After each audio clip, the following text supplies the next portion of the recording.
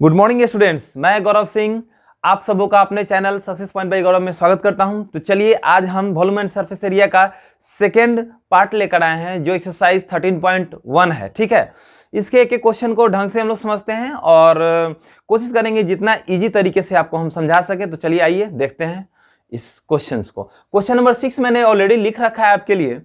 A medicine capsule is in the shape of cylinder with two hemispherical stuck to each of its ends. The length of the entire capsule is 14 mm and the diameter of the capsule is 5 mm.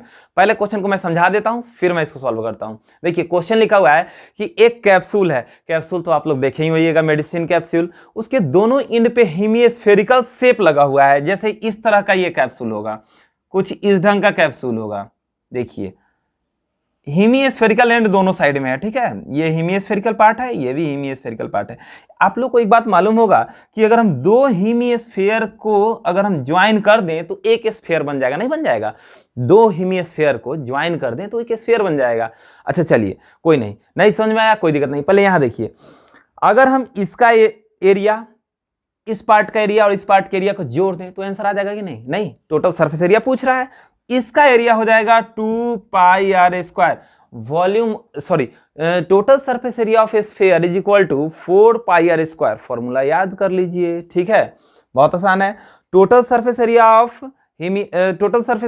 Sphere 4 pi square, और ये hemisphere है तो 4 का आधा 2, तो 2 pi are square. ये वाला भी 2 पाई आर स्क्वायर, और इस पार्ट का आंसर क्या होगा भाई? 2 पाई आर एच।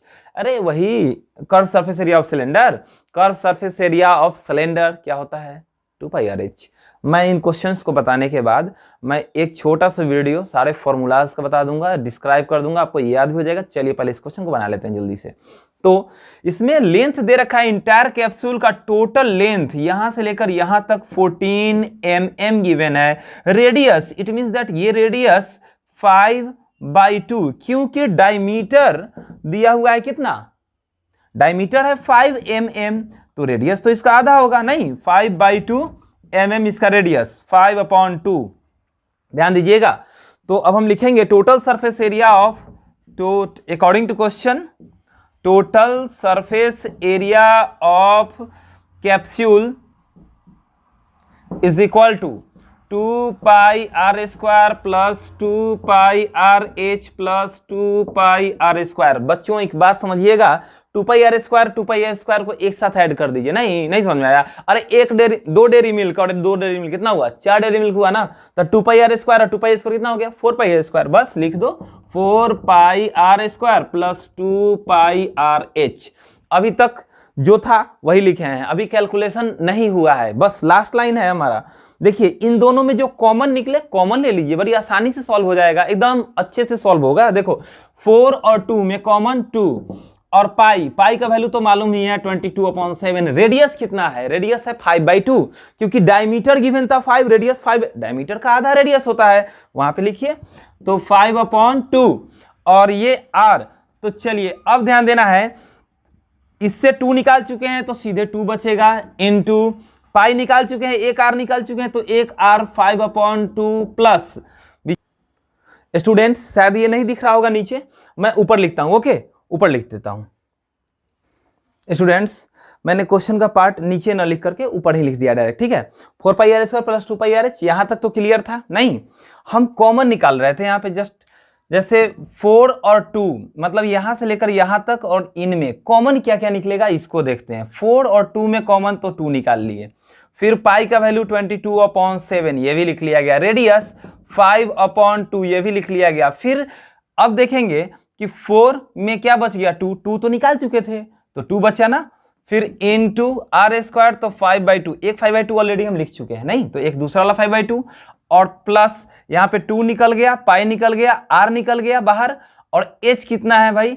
एच। अब यहां ध्यान देना है, height of main cylindrical part total 14 था। नहीं, ये 5/2 और ये 5/2, इन दोनों को जोड़कर जब सब्ट्रैक्ट करेंगे, दो रेडियस, देखो इधर भी हेमिस्फीयर इधर भी हेमिस्फीयर, इन दोनों के रेडियस को जोड़कर टोटल कैप्सूल से जब सब्ट्रैक्ट करेंगे तो ये पार्ट आएगा सिलेंड्रिकल पार्ट का लेंथ, दैट विल बी कितना? 14 - 5, मतलब ये 9 हो जाएगा, ये पार्ट 9 होगा। ठीक है, यहां से लेकर यहां तक का पार्ट 9 होगा, नहीं 9 mm। तो यहाँ पे हमें डालना होगा 9। ओके, 2 से 2 कैंसिल। अब देखते हैं क्या होगा, 2 इंटू 22/7 इंटू 5/2 इंटू 5 और 9 14, 7 2 जा 14, फिर ये 2 से ये 2 कैंसिल। अब देखो इस तीनों को मल्टीप्लाई कर लेना है, नहीं 5 2 जा 10। देखो मल्टीप्लाई करने का एक बेहतरीन तरीका बताता हूँ, 5 और 2 कहीं भी नजर आए उसको एक साथ ले लो, 10 हो जाएगा, एक जीरो को साइड कर दो। 5 2 जा 10, जीरो को साइड करो, 22 है, 22 लिखो, एक जीरो डाल दो, आंसर। ठीक है, 220 मिलीमीटर स्क्वायर इसका आंसर होगा। यहाँ पे मिलीमीटर स्क्वायर मैंने नहीं लिखा है, आप एग्जाम में मत छोड़ देना, नहीं mm स्क्वायर। अब आंसर, इस पे भी मार्क्स कट सकता है। ओके स्टूडेंट्स, क्वेश्चन 7 देखते हैं।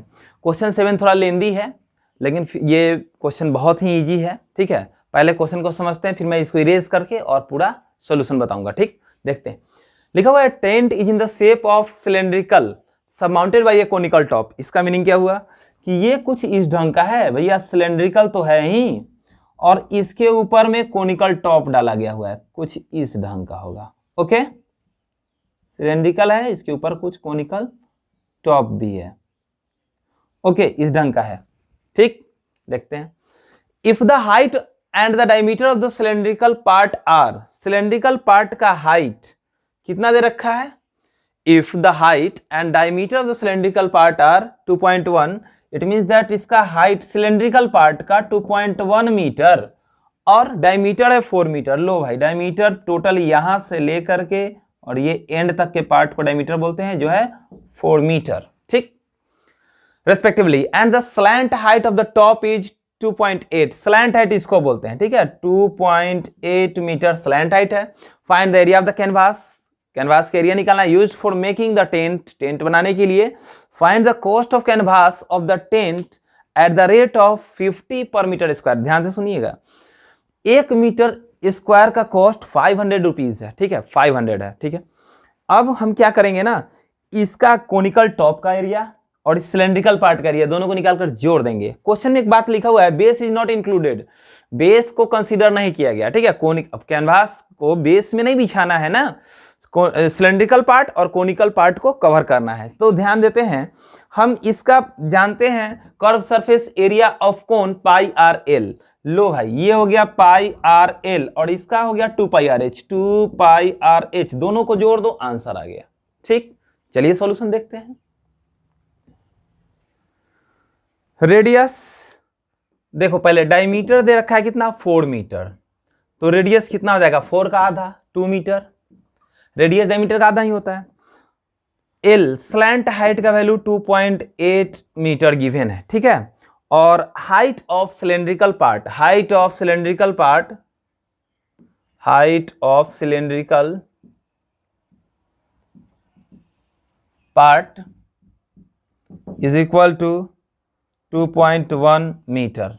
ठीक, अब क्या करना है, इन दोनों को पाई आर एल, तो पहले लिखते हैं कि टोटल रिक्वायर्ड कैनवास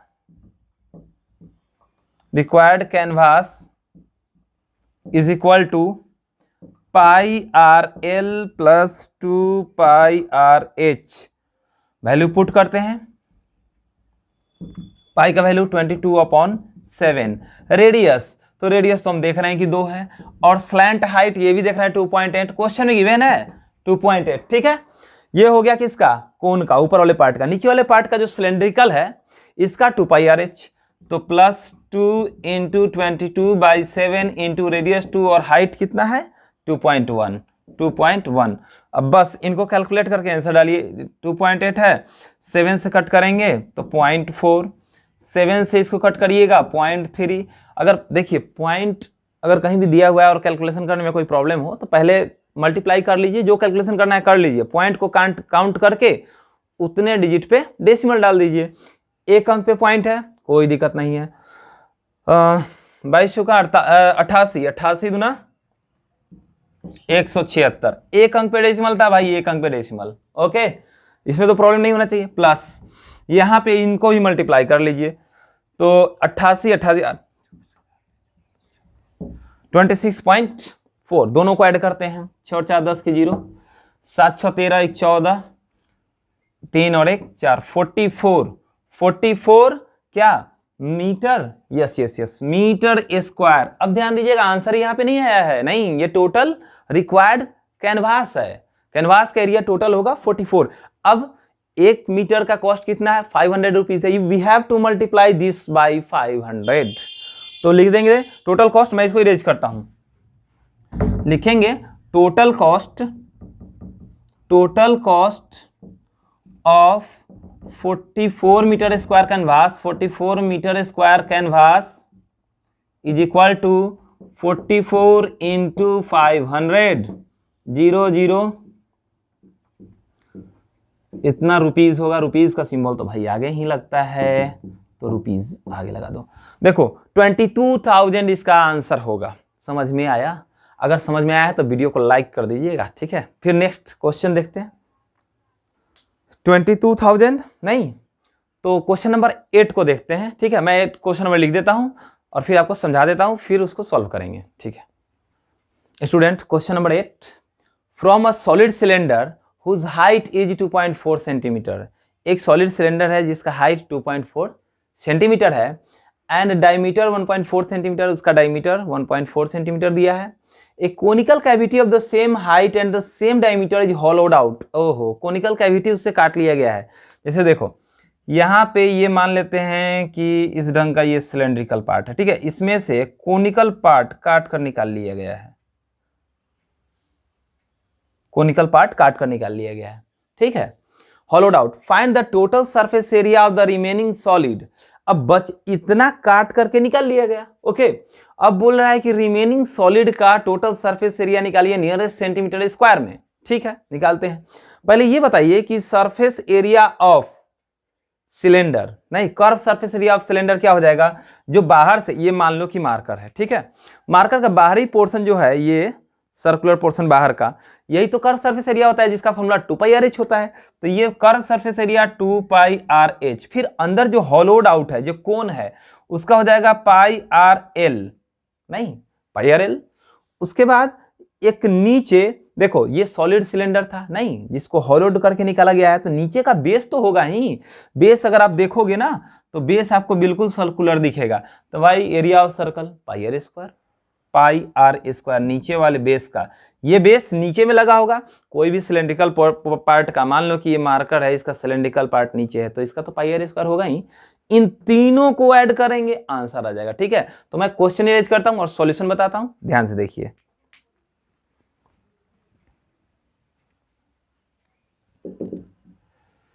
सॉल्यूशन देखिए क्या हो जाएगा, तो लिखेंगे total surface area of given